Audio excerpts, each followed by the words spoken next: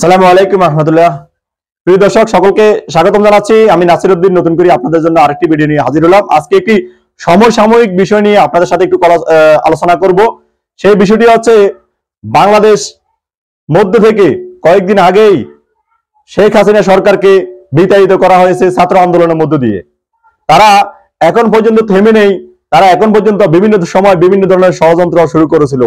তাদের বড় ধরনের একটা ষড়যন্ত্র ছিল যে এই দেশে তারা হিন্দু সম্প্রদায়ের উপরে বর্বরচিত আক্রমণ করে, যেই আক্রমণ করার পরবর্তীতেই পুরোটাই যেন জামাত বিএনপি এই ছাত্রদের উপরেই তারা বর্তাতে হবে। এই দিক থেকে হিন্দু মহাজোট ঐক্য পরিষদের যিনি মহাসচিব গোবিন্দ চন্দ্র ভৌমিক, উনি কিছু কথা বলেছে। আপনারা আমার সঙ্গে থাকুন, আমি আপনাদেরকে একটু শোনাবো কিছু মন্তব্য, গণবিস্ফোরক কিছু সত্য কাহিনী আপনাদের সামনে এই মহামানব তুলে ধরেছে। সেই বিষয়টি আপনারা একটু শুনুন এবং কি আপনাদের বিবেক দিয়ে বিচার করবেন। দেখুন আপনাদের কি হচ্ছে। নাসিরনগর, তারপরে এইদিকে যশোরের অভয়নগর সহ বাংলাদেশের যেখানে যেখানে হামলা হয়েছে প্রত্যেকটি জায়গায় আওয়ামী লীগের নেতৃত্বে তাদের পরিকল্পনায় এই ঘটনাগুলো ঘটেছে। বাহার সাহেব ঘটনা ঘটাইছে কয়েকদিন আগেও। আমরা যেটা মেসাকার হয়েছে সেই কুমিল্লা থেকে আরম্ভ করে মানে নাথচাঁদপুর থেকে আরম্ভ করে সেই একেবারে চৌমোহনী সমস্ত ইস্কন মন্দির টন্দির ভেঙে ধ্বংস করে দিয়েছে। আমি স্পষ্ট করে বলি, 2001 সালে বিএনপি জামাত জোট যখন ক্ষমতায় আসে, ভোলা সহ সারা বাংলাদেশে ব্যাপকভাবে হিন্দুদের উপর হামলা হয়। সেই ঘটনায় বিএনপি জামাত কোনো বিচার করেনি। পরবর্তীকালে 2006 সালে যখন আওয়ামী লীগ ক্ষমতায় আসে, আমরা তাদেরকে বারবার বলেছি যে ওই ঘটনা যেহেতু বিএনপি জামাত ঘটিয়েছে তাদের বিচার করতে হবে। তারা বিচার করে নাই। পরবর্তীকালে আমরা হাইকোর্টে রিট করেছি। রিট করার পরে বর্তমান যে প্রেসিডেন্ট রাষ্ট্রপতি শাহাবুদ্দিন, তাকে কমিশন প্রদান করে সিআইডির একজন আর স্বরাষ্ট্র মন্ত্রণালয়ের একজন এই 3 সদস্য বিশিষ্ট একটা কমিশন হয়। কমিশন 25,000 অভিযোগ পায়। তার মধ্যে থেকে যাচাই বাছাই করে ওনারা বাদ দিয়ে দেন। কেন বাদ দেন আমরা জানি না, মাত্র 5,000 রাখেন। সেই 5,000ও অনেক তাল বাহানা করে হাইকোর্টে জমা দেয়। হাইকোর্ট বলে যে এটা গেজেট আকারে তৈরি করে, গেজেট আকারে তৈরি করে সেটা যাতে জনগণ না জানে তারা নিজেরা কুক্ষিগত করে রাখছে। পরবর্তীকালে আমরা দাবি করেছি যে এই গেজেট অনুযায়ী তাদেরকে বিচার করেন, তারা বিচার করেন। পরবর্তীকালে আমরা শুনলাম যে তোফায়েল আহমেদ এই ঘটনার নায়ক হলো তোফায়েল আহমেদ নিজে, তিনি এইগুলো অর্গানাইজ করে বিএনপি জামাতে হুদু কুটলে সবাই আসে, তাদেরকে সামনে রেখে এই ঘটনাগুলো ঘটাইছেন, যে কারণে আওয়ামী লীগ এগুলো বিচার করেনি। তোফায়েল আহমেদ আওয়ামী লীগের তোফায়েল আহমেদ।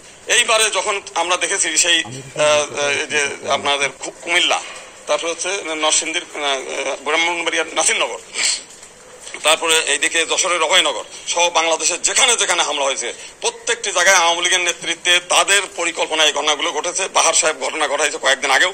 আমরা যেটা মেসাকার হয়েছে সেই কুমিল্লা থেকে আরম্ভ করে মানে নাথচাঁদপুর থেকে আরম্ভ করে সেই একেবারে চৌমোহনী সমস্ত ইস্কন মন্দির টন্দির ভেঙে ধ্বংস করে দিয়েছে। প্রত্যেকটি ঘটনা তারা আমাদেরকে ফুটবলের মতো ব্যবহার করে, তারা যে কোনো দুর্যোগের সময়টাকে সংখ্যালঘু নির্যাতন করে বিশ্বব্যাপী সহানুভূতি আদায় করে, ভারতের ক্ষেত্রে সহানুভূতি আদায় করে যে মাইনরিটিটা নির্যাতিত হচ্ছে। কিন্তু টোটাল ঘটনার নায়ক তারা। একটা বই আছে, সে বইটা হচ্ছে নিষিদ্ধ বই, আমি তাই সেটা বলবো কি বলবো না। দেখেন 1992 সালের ঘটনা বাবরি মসজিদকে কেন্দ্র করে। আজকের মতিউর রহমান নেন্টু সেই বইয়ের মধ্যে স্পষ্ট করে বলছে যে ওই সময় তাকে 5 লাখ টাকা দিয়ে এই বিভিন্ন ঢাকেশ্বরী মন্দির সহ সব মন্দিরে, ঢাকা শহর সমস্ত মন্দিরে তারা পুরাইছে। সেই কথাগুলো আছে, যেহেতু নিষিদ্ধ বই ওই জন্য আমি আর বইয়ের নামটা আমি এগুলো বললাম না। এগুলো আপনারা জানেন। তার মানে টোটাল ঘটনাগুলো তারা ঘটিয়ে তারা রাজনৈতিক ফায়দা লুটেছে। এবারও কি এই আমরা হতে পারে, কিন্তু এখন আমরা স্বাধীনতাকামী এই স্বাধীনতাকে প্রশ্নবিদ্ধ করতে আওয়ামী লীগের যারা দুষ্ট চক্র আছে এইটা হওয়ার সম্ভাবনাই বেশি, কারণ অতীতের ঘটনা সেটাই বলে দেয়। আমরা তারপরে আমরা ধরি আইডেন্টিফাই। প্রিয় বন্ধুরা, আসলে এই বাংলাদেশের মানুষের উপর যে বর্বরচিত আক্রমণ গুলো করেছিল, যে আয়নাগর গুলো তৈরি করেছিল, যে বিডিআর বিদ্রোহ করেছিল, হেফাজত ইসলামের উপর হামলা করেছিল, এই দেশে মানুষের ভোটের অধিকার হরণ করেছিল, এই কারণে আপনি তাদেরকে যেই নামে ডাকেন না কেন সেই নামে তাদেরকে সাড়া দিতে হচ্ছে বাংলাদেশ আওয়ামী লীগকে। কিন্তু 2 বার বাংলাদেশ স্বাধীন হয়েছে, আরেকবার স্বাধীনতার বাকি। সেই স্বাধীনতাটুকু হচ্ছে বাংলাদেশের সংখ্যালঘু সম্প্রদায়ের উপরে যে ধরনের বর্বরচিত আক্রমণ বাংলাদেশ আওয়ামী লীগ করে জামাত বিএনপির উপর দৌড় ছাপিয়ে দিয়েছে, সেটা আর সম্ভব না। ইনশাআল্লাহ আমরা সেটাকে রুখে দাঁড়াবো, সেটা থেকে রুখে দিতে পারবো। আমাদের শুধু একটাই কথা, বাংলাদেশের হিন্দু সম্প্রদায়ের ভাইরা, আপনারা অবশ্যই আপনাদের বিবেক দিয়ে চিন্তা করবেন যে আপনারা কোন সরকারের আমলে নিরাপদ ছিলেন, কাদের মাধ্যমে নিরাপদ ছিলেন, কারা আপনাদের বাড়িঘর, আপনাদের জানমাল আপনাদেরকে রক্ষা করতেছে, কেন আপনাদেরকে দিয়ে, আপনাদেরকে পুঁজি করে, আপনাদের ম্যান্ডেট নিয়ে ভারতের কাছে বহির্বিশ্বে মাথা ছাড়া দিয়ে উঠে এই দালাল, এই ফেসিবাদ, এই আওয়ামী লীগ সরকার।